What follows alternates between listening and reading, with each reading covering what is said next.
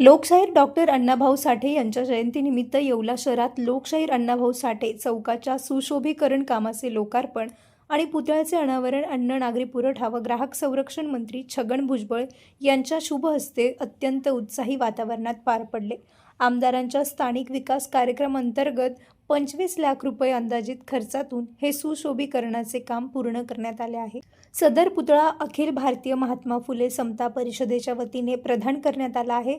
या सोहळ्याप्रसंगी राष्ट्रवादी काँग्रेस पक्षाचे जिल्हाध्यक्ष दिलीप अण्णा खैरे, लोकनियुक्त नगराध्यक्ष राजेंद्र लोणारी, येवला कृषी उत्पन्न बाजार समिती सभापती वसंत पवार, प्रांत बाबासाहेब गाढवे, तहसीलदार आबा महाजन, उपविभागीय अधिकारी आणि मुख्याधिकारी तुषार आहेर उपस्थित होते।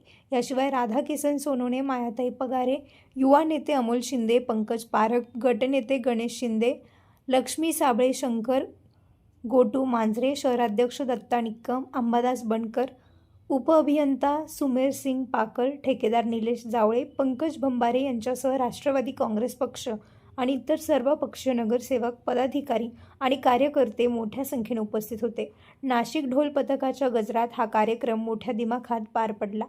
Bureau report, Sachin Wakhare, Yeola.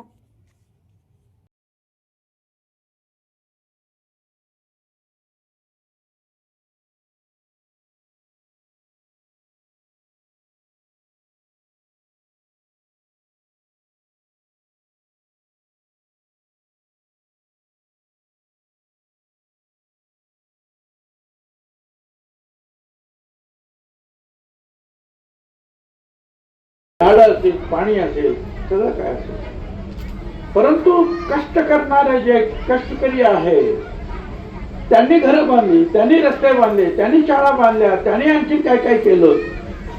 म्हणजे कष्टकऱ्यांच्याच खांद्यावर ही पृथ्वी निर्माण झाली आणि म्हणून त्यांनी सांगितलं शेषनाग नाही, कष्टकऱ्यांच्या खांद्यावर ही उभी आहे पृथ्वी।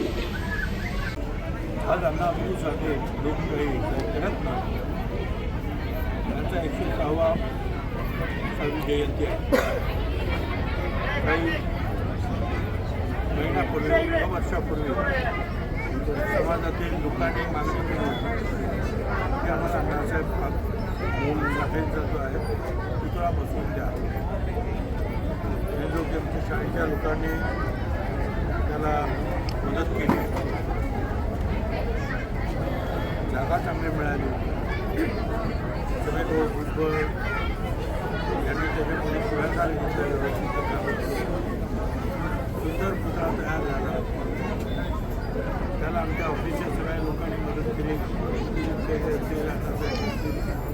त्याच्यानंतर बाळाच्या लोकांनी सगळी मंडळी आहे आणि अतिशय चांगलं असं स्मारक जे आहे इथे अण्णाभाऊ साठेंचं उभं राहिलं आहे।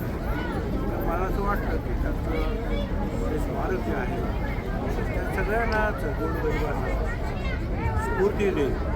त्यांचं शिक्षण अण्णाभाऊ साठेंनी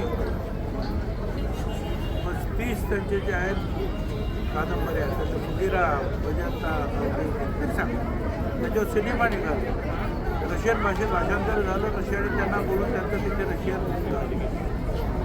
संयुक्त महाराष्ट्राच्या लढ्याच्या वेळेला माझी महिना गावाला राहिली, माझ्या जीवाची होती या काही अशा प्रकारचे जे आहेत पोवाडे रचले आणि लोकजागृती केली। फार मोठं त्यांचं शिक्षण नव्हतं।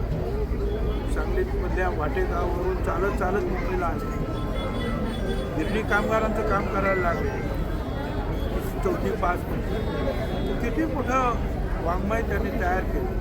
पण त्या वाङ्मयामध्ये अन्यायाच्या विरुद्ध लढण्याची धग आहे हे आपण सगळे लक्षात ठेवलं पाहिजे। आणि म्हणून जे आहे स्मारक उभं राहणं एक प्रकारचं जे आहे आपल्या लोकांच्या लोकशिक्षणासाठी महत्त्वाचं आहे। Thank you sir.